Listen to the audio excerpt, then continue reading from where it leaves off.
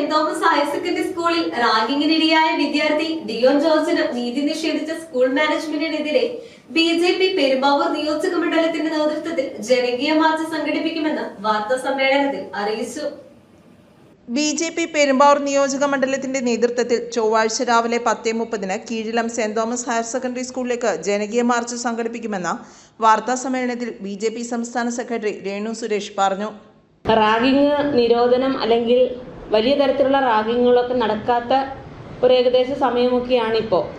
പക്ഷേ ഈ സ്കൂളിൽ ഒരു കുട്ടിയെ റാഗ് ചെയ്ത് ആ കുട്ടിക്ക് മാനസികമായിട്ടും ശാരീരികമായിട്ടും മർദ്ദനമേറ്റ് ഹോസ്പിറ്റലൈസ്ഡായിട്ട് ഇന്ന് 11 ദിവസമായി.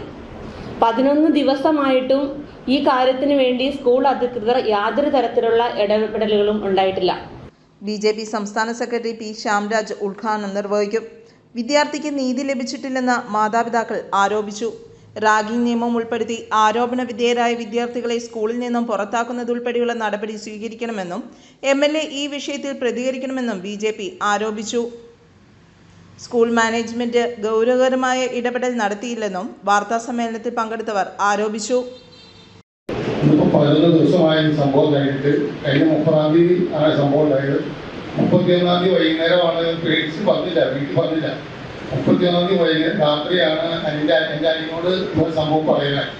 എന്തെങ്കിലും ചെറിയ പ്രശ്നങ്ങളൊക്കെ ആണെങ്കിൽ അവൻ അങ്ങനെ പറയില്ല. ഇത് കാരണം കുമ്പിട്ട് നിർത്തി പുറത്തിനും തലയ്ക്കും അടി ചെയ്തത്. അപ്പൊ പിറ്റേ ദിവസം ഞങ്ങൾ താലൂക്ക് ഹോസ്പിറ്റലിൽ പോയി. അവിടെ ചെന്ന് കഴിഞ്ഞപ്പോൾ അവളെ സ്കാൻ ചെയ്യാനായിട്ടുള്ള ഉപകരണങ്ങൾ അവിടെ ഇല്ലാത്തതുകൊണ്ട് കളമശ്ശേരി മെഡിക്കൽ കോളേജിലേക്ക് വിട്ടു. മെഡിക്കൽ കോളേജിൽ പോയി സ്കാൻ ചെയ്തു, പലരെ സ്കാൻ ചെയ്തു. പിന്നെ പുറമേഖല മാറുള്ള അവർക്ക് ഇപ്പോൾ ആയുർവേദ ഹോസ്പിറ്റലിൽ അഡ്മിറ്റ് ചെയ്തിരിക്കുക. ഇവിടെ പാടപ്പുറത്ത് പുറത്ത് കുഴമ്പിട്ട് തിരുമ്പയും മറ്റേ കിഴിപ്പിക്കലേക്കാണ് ഇപ്പോൾ ചെയ്തുകൊണ്ടിരിക്കുന്നത്. ഇനി ഇത് ആവർത്തിക്കാതിരിക്കാനായിട്ട് ഇതുപോലെ സംഭവം ഒരു മാതാപിതാക്കൾക്കും അഭിമുഖീകരിക്കാൻ പറ്റാത്ത രീതിയിൽ ഇതിനെന്തെങ്കിലും ശിക്ഷാ നടപടികൾ വേണം. ഈ ടോയ്ലറ്റിലേക്ക് ഫസ്റ്റ് ഇയറിനും സെക്കൻഡ് ഇയറിനും സെപ്പറേറ്റ് ടോയ്ലറ്റാണ്.